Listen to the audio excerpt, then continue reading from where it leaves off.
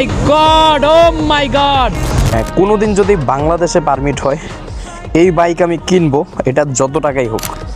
By dream bike. Hello everyone, আসসালামু আলাইকুম। কি অবস্থা সবার? আই হোপ সবাই ভালো আছেন অ্যান্ড আলহামদুলিল্লাহ আমিও ভালো আছি। অ্যান্ড থাইল্যান্ডে আজকে আমার দ্বিতীয় দিন অ্যান্ড আজকে আমি একটা বাইক রেন্ট নিছি। আসলে বাংলাদেশে সুপার বাইক চালানোর অনেক শখ থাকে, বাট কখনো কিন্তু ড্রাইভ করতে পারি না, বাংলাদেশে পারমিট নাই বলে। অ্যান্ড আজকে আমি নিয়ে নিলাম থাইল্যান্ডে এসে কাওয়াসাকি নিনজা ZX 900 মেবি, হ্যাঁ 900 সিসি। অ্যান্ড বাংলাদেশে সবসময় চালাইতে চাই, আসলে কপালে থাকে না। অ্যান্ড এই বাইকটার একটা শর্টকাট রিভিউ করে ফেলবো।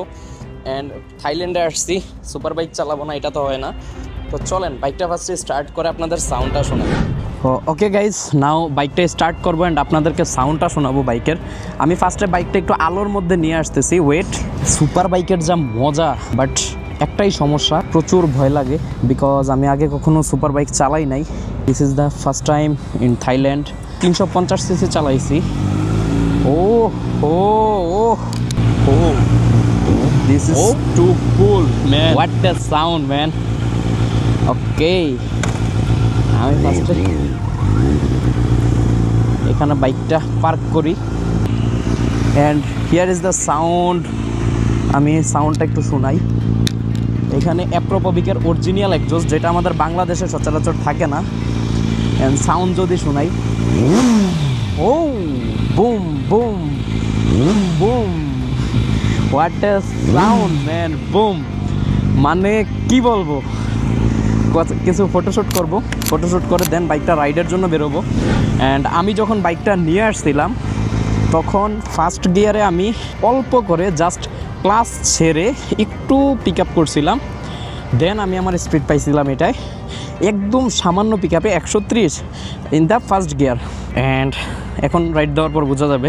টপ স্পিড তোলা যাবে না, কজ এটার জন্য পাসপোর্ট জমা রাখছে। বাইকের যদি কিছু হয় আমি আর দেশে যাইতে পারবো না, থাইল্যান্ডে বসে আমার থালাবাটি মাজতে হবে।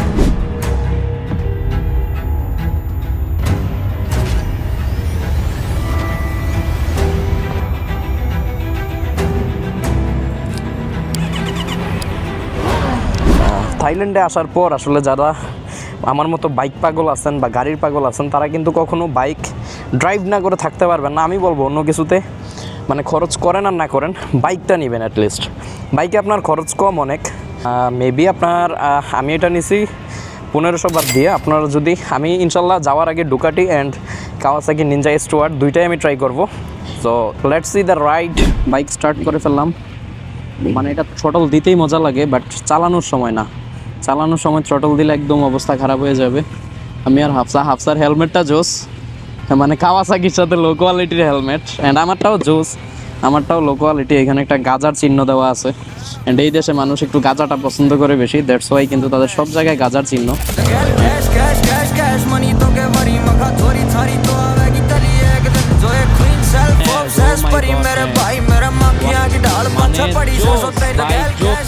প্রচুর পরিমাণে ক্লাবিং এর লু ধরতে যায় না পুলিশ, আবার আমারে ক্যাচ করে।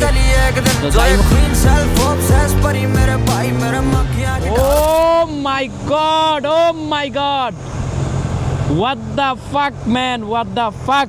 কি এটা আসলে, কি মাথা নষ্ট। মানে আমি বাংলাদেশে পারলে এটা কিনতাম, আমার ক্রাউন সেল করে হইলো আমি এটা কিনতাম।